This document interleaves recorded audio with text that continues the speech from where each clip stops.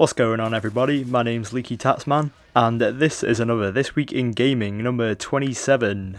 Got so far in so little time.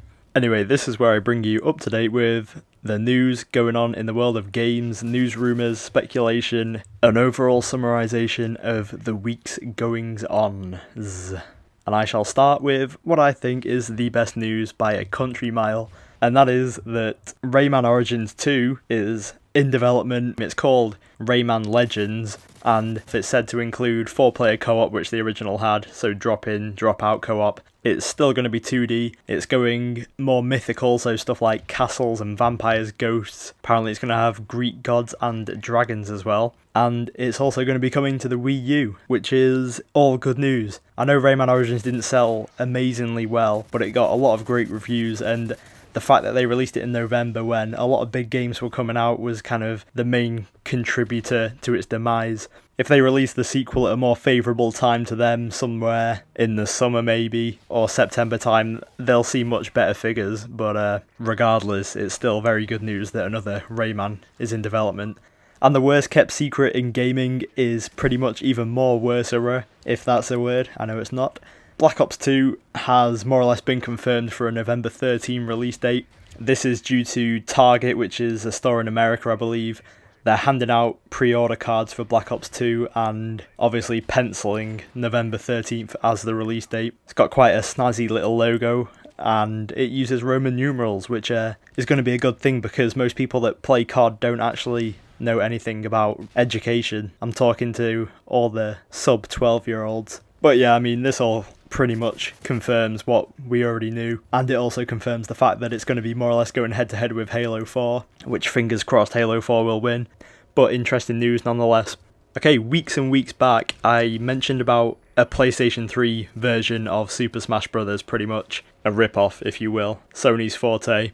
Anyway, this has been officially announced and it is called PlayStation All-Stars Battle Royale, and the videos look incredibly like Super Smash Bros. But obviously with Sony characters, it's said to include third-party characters as well. It's going to come out 2012 in the holiday season, and to be honest, it looks quite fun for all the hassle that I seem to be giving it. It could do a lot worse than emulating Super Smash Bros. There are far worse games to copy from, so I'm kind of looking forward to it. If it has very good online play, then you can colour me interested, because Super Smash Bros. Kicks ass.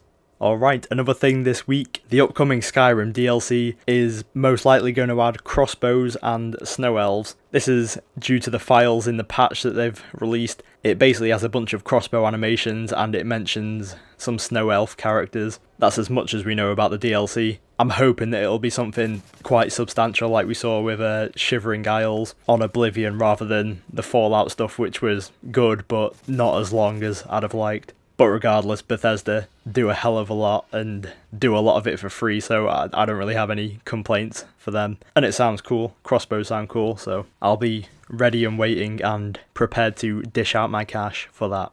And some less than satisfactory news. I don't want to be the harbinger of doom, but Crytek have pretty much said that they're not working on Time Splitters 4 at all. This was when they were asked by CVG, I think that's a gaming magazine, and basically the story goes like this. They said, "Are you working on Time Splitters 4? And they said, "No." True story. Not a good story. I am at a loss as to why they would not put this at the forefront of their development schedule. So many people are crying out for a Time Splitters sequel.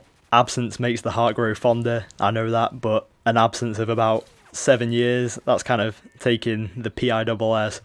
All I can think is that, at least, if it's not being done now, then hopefully it'll be a launch title on the next Xbox and PlayStation. That is pretty much me clutching at straws. But Crytek, for the love of God, this is not a hard decision to make. Just put your development resources into Time Splitters 4. Sticking with Crytek, the evil sods, they've also confirmed that Crysis 3 will not be coming to the Wii U. When they were asked about the possibility, they said there is not a fat chance, quote. And whilst Crysis isn't admittedly a massive coup for Nintendo, it's the kind of game that they need to get on their console to persuade the hardcore gamers to jump ship. So while it might not seem like a massive loss in the grand scheme of things, it could be a bit of a blow. Same with when I said a few weeks ago that Resident Evil 6 won't be coming to the console. these are the kind of games that they really need to get to convince the average gamer. So Nintendo have got to buck up their ideas and quick, in my opinion, to make that console a success. And as I say that, I'm going to do a U-turn and say that Nintendo are on the right track with this next announcement. They've confirmed that all upcoming 3DS and Wii U games are going to be available to download, so full retail titles, and that's starting with New Super Mario Bros. 2 in August. So very much a good move by Nintendo. I'm all for having digital distribution as an alternative. Not as the only solution, but definitely as an alternative. It gets a thumbs up. But you have to think, for the Wii U, if they're not going to include a hard drive on the console, which is looking very likely, then basically forcing your consumer to buy an external hard drive is a bit of a strange move. I'd like to think that they'll give an option for an included hard drive. That's my opinion on the matter anyway. And to finish off, a couple of bits of DLC news. The last chunk of Arkham City downloadable content is coming. It is called Harley Quinn's Revenge. You get to play as her. And with the last DLC, it marks the announcement of the Game of the Year edition, which will include all of the downloadable content for the game. It's the very reason that I held out on getting the game initially, because I knew the Game of the Year was going to come, and there seemed to be a lot of different downloadable content, and I didn't really want to buy it all separately. The downloadable content's coming out May 30th, and the Game of the Year edition is coming out May 30th in America and September the 7th in the UK. Don't know why there's a massive discrepancy between the two. It can't be that hard to bring it over, but apparently it is.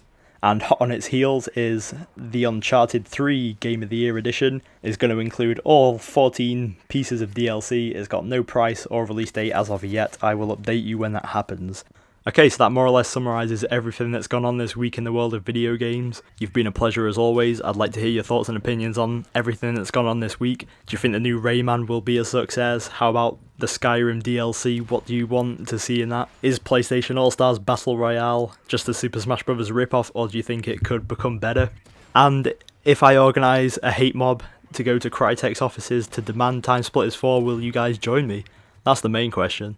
But thanks for watching as always, and if you've not seen my giveaway video yet, then go check that out and you might be able to win yourself a 360 game or a Steam title. And I'm going to clear this up right now. You vote for one 360 game. You can't just say I want all three, because that's not the way this works. A lot of people have kind of misinterpreted the competition. I'd just like to clarify that point right now. Anyway, I digress. Thank you for watching and goodbye.